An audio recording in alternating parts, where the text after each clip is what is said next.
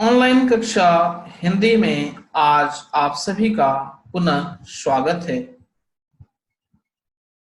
बच्चों, कल की कक्षा में हम सभी लोग ने व्याकरण की महत्वपूर्ण विषय सर्वनाम पे हम लोगों ने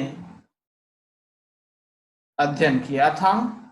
कल हम लोगों ने विशेष रूप से देखा था सर्वनाम क्या होता है और सर्वनाम किसे कहते हैं। सर्वनाम के 3 भेदों को भी हम लोगों ने देखा था उदाहरण के साथ। जिस प्रकार से गांधी जी के माध्यम से हमने देखा था कि इस वाक्य में गांधी की जगह हमने वे का प्रयोग किया था, भाव वही था लेकिन शब्द का प्रयोग बदल गया था। शब्द के गांधी की जगह पर वे का प्रयोग करने पर हम लोगों ने देखा कि वह सर्वनाम हो गया था। वहीं पे दूसरी तरह हवाई जहाज के जगह पे हम लोगों ने यह का प्रयोग करा और वह भी सर्वनाम हो गया था। उसी प्रकार से इन चित्रों के माध्यम से भी बच्चों हमने देखा था, जिस प्रकार से यह चित्र पार्क का था और पार्क के स्थान पर हमने दूसरा वाक्य प्रयोग किया यहाँ का, तो वह यहाँ जो है सर्वनाम हो गया। इसके बाद हम लोगों ने कल की कक्षा में यह भी देखा सर्वनाम के भेद कौन कौन से थे। पुरुषवाचक सर्वनाम मैंने कल बताया था कि पुरुषवाचक सर्वनाम के 3 उपभेद भी होते हैं। उसके बाद बच्चों हम लोगों ने निश्चयवाचक सर्वनाम पढ़ा था, जिससे कोई वस्तु के पास या दूर होने का ज्ञान होता है। और इसके बाद हम लोगों ने कल की कक्षा में अनिश्चयवाचक सर्वनाम को भी देखा, जिसमें आपने यह देखा कि कोई चीज निश्चित नहीं होती है और उसके लिए हम लोग कोई सर्वनाम का प्रयोग कर रहे थे, उसे अनिश्चयवाचक सर्वनाम कहते हैं। इन 3 भेदों पे कल हम लोगों ने बच्चों विस्तृत रूप से चर्चा किया था।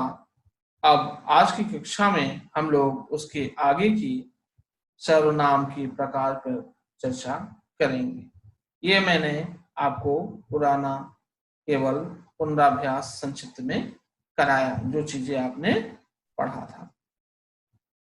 आगे देखेंगे। अगला भेद है बच्चों प्रश्नवाचक सर्वनाम। अब इसे बहुत ध्यान से आप सभी लोग समझेंगे। प्रश्नवाचक सर्वनाम क्या होता है। सर्वनाम के विषय में मैंने बताया था कि संज्ञा के स्थान पर जिन शब्दों का प्रयोग हम लोग करते हैं वो क्या होता है, सर्वनाम। अब हम लोग किस प्रकार से शब्दों का प्रयोग करते हैं तो वह कौन सा सर्वनाम हो जाता है, उसके अंतर्गत हम लोग आज अगला भेद देख रहे हैं, जो कि प्रश्नवाचक सर्वनाम के नाम से जाना जाता है। आपके सामने है, देख रहे होंगे आप लोग।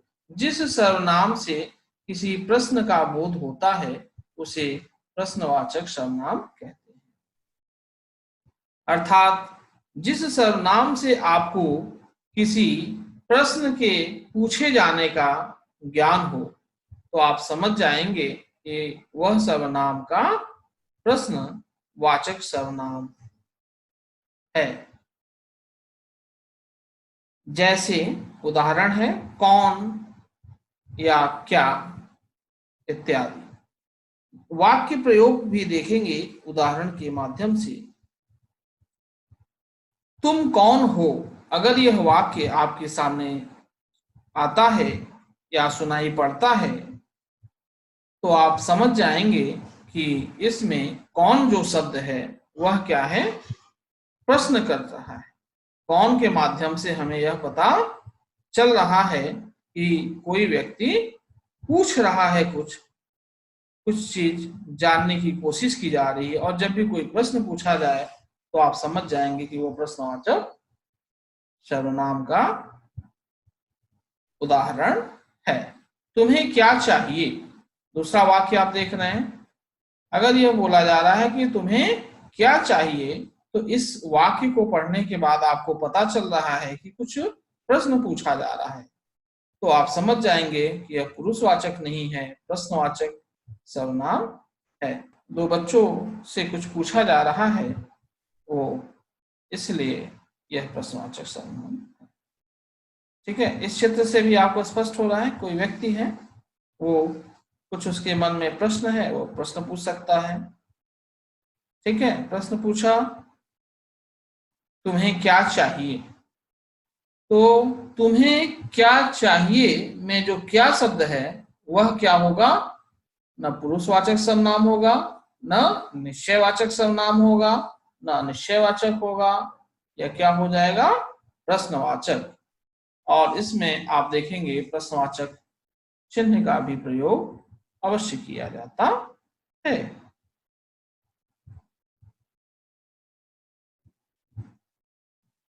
इस चित्र के माध्यम से भी आप देख रहे हैं कि आपस में कुछ वार्तालाप हो रही है, कुछ प्रश्न पूछे जा रहे हैं। तुम क्या कर रहे हो, अगर कहा जा रहा है, प्रश्न आ रहा है आपके सामने कि तुम क्या कर रहे हो, तो आप समझ जाएंगे यह कौन सा है। मैंने नाम नहीं लिया आपका, यानी यहाँ पे नाम नहीं लिया, अर्थात संज्ञा का प्रयोग नहीं है, लेकिन मैं किसी एक व्यक्ति से पूछ रहा हूँ या किसी अन्य व्यक्ति से पूछ रहा हूँ, लेकिन प्रयोग तुम शब्द का हुआ है, इसलिए यह क्या है, सर्वनाम तो है, लेकिन साथ साथ तुम के अलावा यहाँ क्या भी है, तो क्या जो शब्द है वह प्रश्नवाचक सर्वनाम, सर्वनाम का इसमें प्रश्नवाचक सर्वनाम है। अगला है संबंधवाचक सर्वनाम। संबंधवाचक सर्वनाम अब क्या होता है यह समझने का प्रयास करेंगे। संबंधवाचक, जिस भी क्या किया जाए, सर्वनाम के द्वारा दूसरी संज्ञा या सर्वनाम से संबंध दिखाने के लिए प्रयोग किया जाता है। अब प्रश्न उठता है संबंधवाचक सर्वनाम क्या होता है, तो इसके लिए आप लोग यह समझेंगे कि जो सर्वनाम किसी दूसरी संज्ञा या सर्वनाम से संबंध दिखाने के लिए प्रयुक्त हो उसे संबंधवाचक सर्वनाम। इसमें जो भी सर्वनाम का प्रयोग किया जाता है बच्चों, वह दूसरी सर्वनाम से या संज्ञा से संबंध को जोड़ने के लिए किया जाता है, क्योंकि इसके नाम से ही आपको पता चल रहा है संबंधवाचक, अर्थात यह संबंध को जोड़ेगा। किसके किसके संबंध को जोड़ेगा, एक सर्वनाम का दूसरे सर्वनाम से या संज्ञा से भी जोड़ सकता है। जैसे उदाहरण में देख सकते हैं आप, तुम्हारे पास जो पेन है वह मेरी है। जो पेन है इस शब्द के द्वारा किससे संबंध जोड़ा जा रहा है कि वह मेरी है, यानी जो और वो जो शब्द है वह यह बता रहा है कि पेन जो है वह मेरी है। ठीक है, जो पेन आपके पास है वह क्या है, मेरी है। तो आप समझ जाएंगे कि यहाँ पे संबंधवाचक सर्वनाम होगा। अगला है जो जैसा करेगा वैसा भरेगा। यहाँ पे किसी व्यक्ति के कार्य करने के बारे में जो के माध्यम से सर्वनाम, जो सर्वनाम के माध्यम से बताया गया है कि जो जैसा करेगा वैसा ही भरेगा। तो जो है वह संबंध, जो सर्वनाम का संबंध किससे जोड़ा गया है, वैसा भरने से, अर्थात जो सर्वनाम और वैसा, ये कौन सा सर्वनाम का भेद हो गया, संबंधवाचक। और इसके लिए कुछ उदाहरण भी, पहचान चिन्ह के लिए शब्द भी दिए गए हैं, संबंधवाचक में क्या क्या लग सकते हैं। जैसे जो, वह प्रायः मिश्र वाक्य में प्रयोग होता है। अगला जिसकी, सो, जिसने, जैसा वैसा, अभी आपने देखा जैसा वैसा का प्रयोग किया गया था, जो सो का आपने प्रयोग देखा, इस प्रकार के शब्द से क्या किया जाता है, एक सर्वनाम का दूसरे सर्वनाम या संज्ञा से संबंध जोड़ा जाता है। मेरे पास जो कुत्ता है वो मेरा है। बच्चा अगर कह रहा है इस वाक्य में कि मेरे पास जो कुत्ता है वह मेरा है, तो यहाँ पे जो कुत्ता है का संबंध वो मेरे से बता रहा है कि इस वाक्य में जो कुत्ता है वह मेरा है। तो कुत्ता, इस कुत्ते की ओर संकेत किया जा रहा है कि यह जो कुत्ता है वह मेरा है। तो कुत्ते का संबंध वो मेरे से जोड़ा जा रहा है। तो आप जो और वो शब्द के द्वारा आपने देखा कि संबंध को बालक बता रहा है, इससे जोड़ रहा है कि कुत्ते का संबंध अपने से जोड़ रहा है। इसके लिए संबंध को बताने के लिए हमने यहाँ पे जो और वो का प्रयोग किया है। अगला भेद है बच्चों निजवाचक सर्वनाम।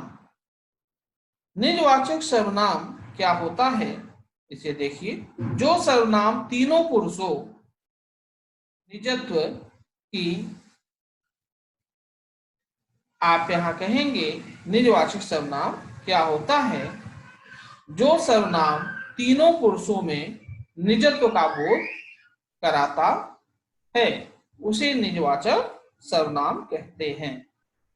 आप यहाँ पे यह कह सकते हो या यह समझ सकते हैं आप लोग कि इस तरह के सर्वनाम का प्रयोग किस लिए किया जाता है, अपने आप। निजत्व का मतलब होता है अपने आप या अपने अपनापन का बोध कराने के लिए किया जाता है।